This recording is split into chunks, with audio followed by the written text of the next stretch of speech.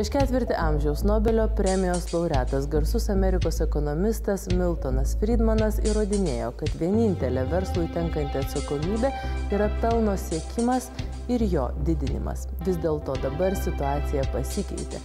Vakarų Europoje gera įmonė laikoma ta, kuri ne tik pateikia gražius skaičius savo ataskaitoje, bet ir verslu užsiema atsakingai.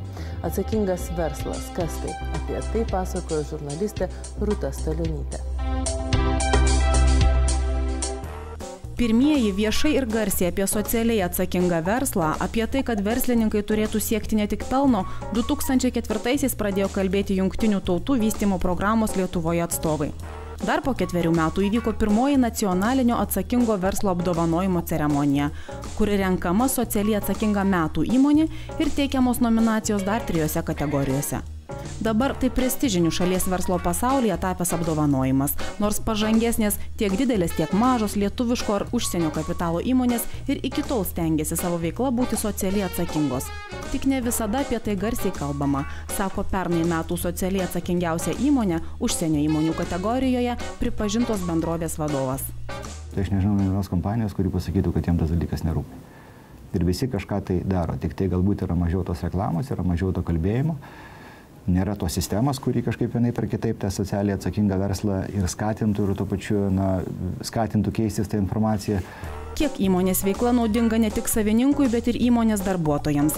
Kiek konkretus verslas kenkia aplinkai? Kiek duoda naudos tiems, kam pateikiamas produktas? Taip visiems suprantama kalba skamba socialiai atsakingo verslo, socialiai atsakingos įmonės veiklos apibrėžimas. Verslas iš principo gali pasakyti, kad mes esame ir taip socialiai atsakingi. Mes kuriame darbo vietas, mes mokame mokesčius, mes esame dalinai valstybės variklis. Taip kad yra toksai požiūris, bet šitas požiūris tiek Lietuvoje, tiek pasaulyje jau senokai jisai keičiasi, nes įmonės iš tiesų yra šios visuomenės dalis ir jos gali dar daugiau padaryti ir gauti iš to naudos. Netgi krizės kontekste tiek mes, tiek ekspertai vertina, kad įmonių socialinė atsakomybė tampa ne prabanga, o būtinybė. Jie tiesiog reikia apsiimti. Mes kažkaip galvojam apie tai, kad vienaip ar kitaip tos vertybės jos neturėtų būti nuleistas iš viršaus, o jos turėtų būti pačių žmonių sugalvotos, nes tik tai tada limpa prie širdies tos visos vertybės. Jauki erdvė kavos pertraukėliai, galimybė dirbti namuose, jei susergi pats ar vaikai. Vadinamosios pyrago dienos, kai savo rūpesčius prie arbatos gali aptarti su įmonės vadais. Pyrago dienos dalyviai, jie gali ir jie turi teisę išsikviesti vieną ar kitą vadovą, kuris jiems labiausiai norėtų kažką, kad kažką išgirsti. Tai viena iš paskutinių pyrago dienų buvo toks kaip ir, kad dalyviai turėjo aprašyti įvairiais iškarpom iš laikraščių, ar ten kažkokiam citatom, ar kažkokiam nuotraukėlėm, aprašyti kitą skyrių. Tai kaip tik dabar tie visi paveikslai jie yra iškabinti. Čia pat galimybė kolegai perduoti gerą žodį ar smagią mintį. Čia pas jūs ant kiekvienų durų tokia, ar ne, galite nesibelsti? Čia yra tiem žmonėm, kurie čia dirba, kolego padėkos, gali užrašyti, pavyzdžiui, čia yra ta raudona, tai yra sekretoriatų ir yra prirašyta, kiek kas norėtų kokį nors gražų žodį vieną kitą parašyti. Tai tik dalis būdų, kuriais Omnitel socialiai atsakinga įmonė kuria palankę aplinką savo darbuotojams. Jų gerovė yra svarbi atsakingo verslo koncepcijos dalis. Tas darbo sąlygos, kurios yra, kad jos nebūtų standartinės, šabloniškos, pilkos, niūrios, kad tenais atsirastų kažkoks žaidimo aparatas, atsirastų kažkokie tai lipdukai paskatinantis. Kažkoks galbūt lipdukais apsikeitimas, ką mes irgi turim kompanijai. O toliau kita dalis, tai turi ta kompanijos veikla, jinai turi vežti ir visuomenė, nes visuomenė vis tiek, jinai pirkdama vieną ar kitą produktą, jinai vienaip ir kitaip pagalvoja, o iš kokios aš kompanijos perku. Tai šia prasme, tos iniciatyvos, kurias mes esam pradėję, jos tikrai, mano supratimu, turėtų vežti visuomenę. Mes tą dalyką ir jaučiam ir matom pagal dalyvių skaičių ir visą tai kartu sudėjus ir gaunasi tas gražus žodis socialinis atsakingumas. Sunku suskaičiuoti, kiek surenkta socialinių iniciatyvų ir projektų. Pirmieji padėjo mokyklose įkurti kompiuterių klases, projektu Langas į ateitį įsteigė 1000 nemokamų interneto prieigos taškų. Įmonė, kuris stengiasi būti draugiška šeimai, labai svarbus iki šiol vykstantis projektas Augink atsakingai. Pamenate projekto akciją Nereikia diržo, kai iš 1500 surinktų diržų sukurtos skulptūros skatino be smurto auklėti vaikus. O štai vaizdai iš jau pagreitį įgavusios dar vienos iniciatyvos šeimos universitetų. Tai bendruomeniškumo, vaikų kūrybiškumo ir pozityvios tėvystės skatinimas. Juk statistiškai vaikams per dieną skiriame apie 7 minutės dėmesio, sako Omnitel vadovas. Aš galvojau, kad konkursai Lietuvoje yra didžiausiai į mediciną, į teisę, į verslo vadybą. Kažkada buvo buhalteriais, visi norėjo būti, dėl to, kad tai yra verslas, kuris duoda didžiausią maržą, pasirodė nieko panašaus. Vienas iš didžiausių konkursų yra būtent į šį projektą. Iš 5 tik tai vienas pateko. Tai tik parodo, kad iš ties tai yra tiksinti bomba. Kas ne kas, bet jūs esate tas langas į ateitį. Ne NATO, ne Europos Sąjunga, ne dar kažkas tai tokio. Tai yra svarbu, bet tas tikrasis langas į ateitį esate jūs. Aš galvoju, kad to socialinio atsakingumo turbūt pagrindinė esmė yra, kad vis tiek pinigai, aišku, yra labai svarbu, tai vis tiek tai yra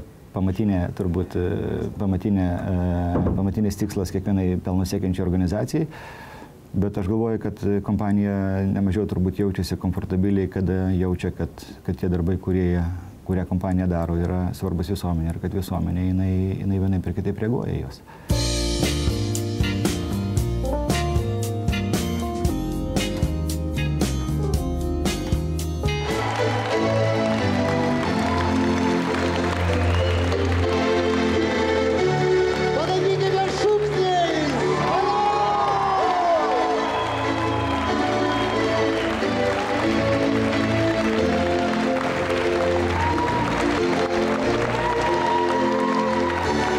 Pakeltos ir jos visos nukeliaus ten, kur reikia, jos nukeliaus į Almos Adamkienės paramos ir labdaros fondą, nukeliaus tiems, kam jos reikalingos, kas jas skaitys.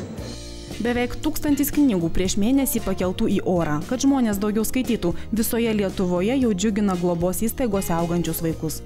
Netrukus 4 kartus daugiau lietuviškų knygų, kurias įmonė dovanoja švęsdama 20 veiklos metus, pasieks lietuvių bendruomenės užsienyje. Tai tiesiog paskaitysiu, kaip skamba liudininkų akivaizdoje pasižadam. Taip.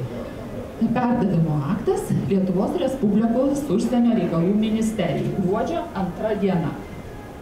Leidykla Alma Litera jau 20 metų dovanodama visiems skaitymo džiaugsmą bei malonumą ir toliau siekia skatinti žmonės aktyviai skaityti, todėl jubiliejinio gimtadienio proga prisideda prie Lietuvos Respublikos užsienio reikalų ministerijos organizuojamos akcijos ir dovanoja apie 4000 knygų 21 lietuvių bendruomeniai įvairiose pasaulio šalyse.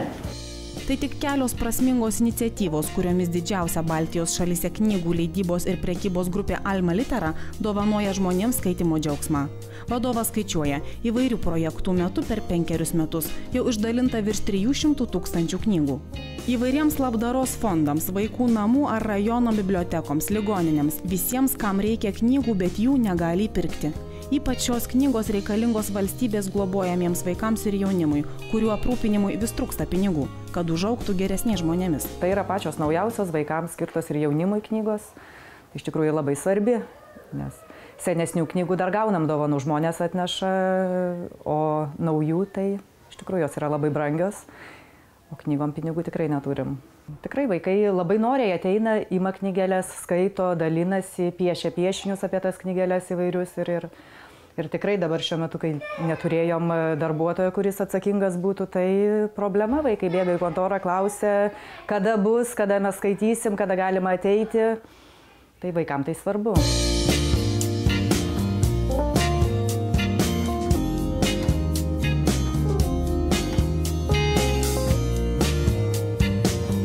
Verslas yra ne vien pinigų uždirbimas, tai visų pirma yra tai mūsų požiūrių. Be to, mus, manau, įpareigoja ir mūsų veikla, nes mes dirbame su knygomis. Knyga yra ypatingai išskirtinė. Ir knyga yra knyga, nesgi mes ne visada drįstam tai vadinti preke ar produktu. Todėl tai irgi iš dalies įpareigoja, nes tai vis tiek yra kultūros dalis. O mes esam tikrai suinteresuoti, kad mūsų visuomenė kiek galima labiau šviestų, ypatingai jaunimą. Pernai nacionalinio atsakingo verslo apdovanojimų konkurse įmonė pelnė metų bendruomeniškiausios titulą už jaunos kartos kūrybiškumo skatinimą ir sėkmingas švietėjiškas iniciatyvas. Vadovas įsitikinęs, socialiai atsakingas verslas šiandien būtinybė, nesvarbu, kokia veikla užsiimsi. Juk kiekviena veikla turi būti naudinga ne tik pačiam verslininkui, bet ir tiems, kas naudoja paslaugą ar produktą.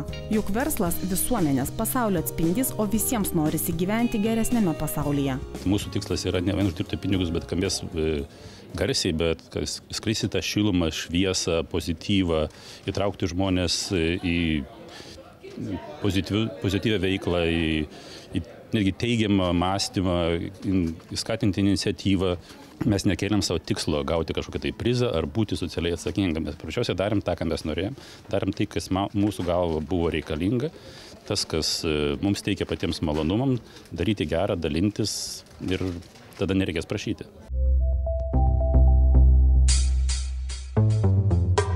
Šiandien tiek. Lauksime jūsų dėmesio lygiai po savaitės kitą trečiadienį. Iki. Čia ekonominės lempos visur yra.